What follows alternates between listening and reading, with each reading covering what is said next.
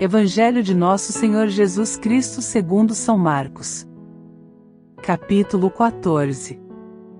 Ora, dali a 2 dias seria a festa da Páscoa e dos pães ázimos, e os sumos sacerdotes e os escribas buscavam algum meio de prender Jesus à traição para matá-lo. Mas não durante a festa, diziam eles, para não haver talvez algum tumulto entre o povo. Jesus se achava em Betânia, em casa de Simão, o leproso. Quando ele se pôs à mesa, entrou uma mulher trazendo um vaso de alabastro cheio de um perfume de nardo puro, de grande preço, e quebrando o vaso, derramou-lhe sobre a cabeça. Alguns, porém, ficaram indignados e disseram entre si: por que este desperdício de bálsamo? Poder-se-ia tê-lo vendido por mais de 300 denários, e os dar aos pobres. E irritavam-se contra ela. Mas Jesus disse-lhes: deixai-a. Por que a molestais? Ela me fez uma boa obra. Vós sempre tendes convosco os pobres. E, quando quiserdes, podeis fazer-lhes bem, mas a mim não me tendes sempre. Ela fez o que pôde, e embalsamou-me antecipadamente o corpo para a sepultura. Em verdade vos digo, onde quer que for pregado em todo o mundo o Evangelho, será contado para sua memória o que ela fez. Judas Iscariotes, um dos 12, foi avistar-se com os sumos sacerdotes para lhes entregar Jesus. A esta notícia, eles alegraram-se e prometeram dar-lhe dinheiro. E ele buscava a ocasião oportuna para o entregar. No primeiro dia dos ázimos, em que se imolava a Páscoa, perguntaram-lhe os discípulos: onde queres que preparemos a refeição da Páscoa? Ele enviou 2 dos seus discípulos, dizendo: ide à cidade, e sair-vos-á ao encontro um homem, carregando um cântaro de água. Seguiu, e onde ele entrar, dizei ao dono da casa: o mestre pergunta: onde está a sala em que devo comer a Páscoa com os meus discípulos?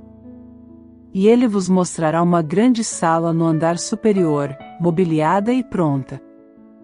Fazei ali os preparativos. Partiram os discípulos para a cidade e acharam tudo como Jesus lhes havia dito, e prepararam a Páscoa. Chegando à tarde, dirigiu-se ele para lá com os 12. E enquanto estavam sentados à mesa e comiam, Jesus disse: em verdade vos digo, um de vós que come comigo me há de entregar.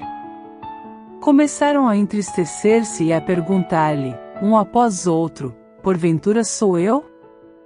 Respondeu-lhes ele: é um dos 12, que se serve comigo do mesmo prato. O Filho do Homem vai, segundo o que dele está escrito, mas ai daquele homem por quem o Filho do Homem for traído. Melhor lhe seria que nunca tivesse nascido. Durante a refeição, Jesus tomou o pão e, depois de o benzer, partiu-o e deu-lhe, dizendo: tomai, isto é o meu corpo.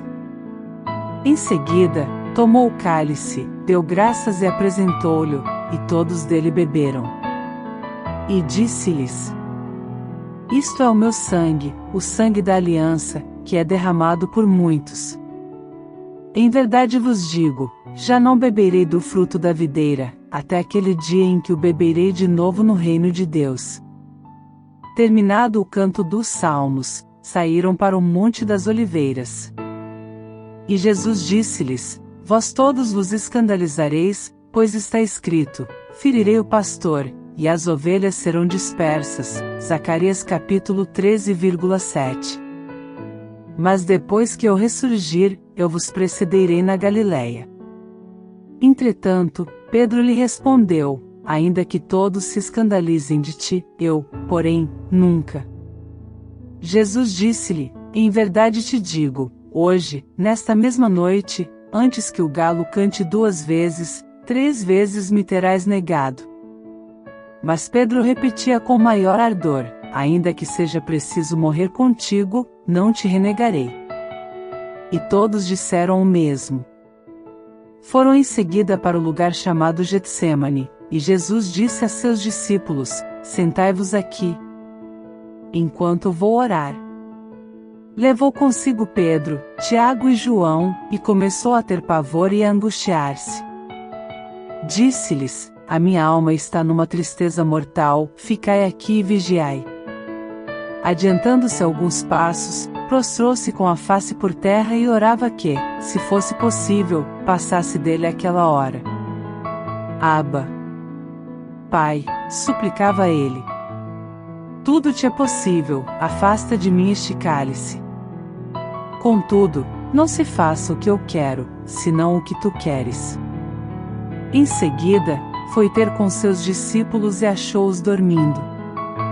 Disse a Pedro: Simão, dormes? Não pudeste vigiar uma hora? Vigiai e orai, para que não entreis em tentação. Pois o espírito está pronto, mas a carne é fraca. Afastou-se outra vez e orou, dizendo as mesmas palavras. Voltando, achou-os de novo dormindo, porque seus olhos estavam pesados, e não sabiam o que lhe responder. Voltando pela terceira vez, disse-lhes: dormi e descansai. Basta. Veio a hora. O Filho do Homem vai ser entregue nas mãos dos pecadores. Levantai-vos e vamos. Aproxima-se o que me há de entregar. Ainda falava, quando chegou Judas Iscariotes, um dos 12, e com ele um bando armado de espadas e cacetes, enviado pelos sumos sacerdotes, escribas e anciãos. Ora, o traidor tinha-lhes dado o seguinte sinal: aquele a quem eu beijar é ele. Prendei-o e levai-o com cuidado. Assim que ele se aproximou de Jesus, disse: Rabi, e o beijou. Lançaram-lhe as mãos e o prenderam. Um dos circunstantes tirou da espada, feriu o servo do sumo sacerdote e decepou-lhe a orelha. Mas Jesus tomou a palavra e disse-lhes: como a um bandido, saístes com espadas e cacetes para prender-me.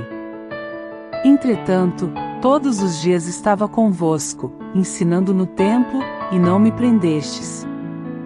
Mas isso acontece para que se cumpram as Escrituras. Então todos o abandonaram e fugiram. Seguia um jovem coberto somente de um pano de linho, e prenderam-no. Mas, lançando ele de si o pano de linho, escapou-lhes despido. Conduziram Jesus à casa do sumo sacerdote, onde se reuniram todos os sacerdotes, escribas e anciãos. Pedro foi seguindo de longe até dentro do pátio. Sentou-se junto do fogo com os servos e aquecia-se. Os sumos sacerdotes e todo o conselho buscavam algum testemunho contra Jesus, para o condenar à morte, mas não o achavam. Muitos diziam falsos testemunhos contra ele, mas seus depoimentos não concordavam. Levantaram-se, então, alguns e deram esse falso testemunho contra ele. Ouvimo-lo dizer: eu destruirei este templo, feito por mãos de homens, e em 3 dias edificarei outro, que não será feito por mãos de homens. Mas nem neste ponto eram coerentes os seus testemunhos.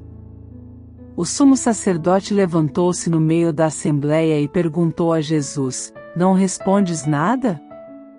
O que é isto que dizem contra ti? Mas Jesus se calava e nada respondia. O sumo sacerdote tornou a perguntar-lhe: és tu Cristo, o Filho de Deus bendito? Jesus respondeu: eu o sou. E vereis o Filho do Homem sentado à direita do poder de Deus, vindo sobre as nuvens do céu. O sumo sacerdote rasgou então as suas vestes. Para que desejamos ainda testemunhas, exclamou ele. Ouvistes a blasfêmia. Que vos parece? E unanimemente o julgaram merecedor da morte. Alguns começaram a cuspir nele, a tapar-lhe o rosto, a dar-lhe socos e a dizer-lhe: adivinha. Os servos igualmente davam-lhe bofetadas. Estando Pedro embaixo, no pátio, veio uma das criadas do sumo sacerdote. Ela fixou os olhos em Pedro, que se aquecia, e disse: também tu estavas com Jesus de Nazaré. Ele negou: não sei, nem compreendo o que dizes. E saiu para a entrada do pátio, e o galo cantou.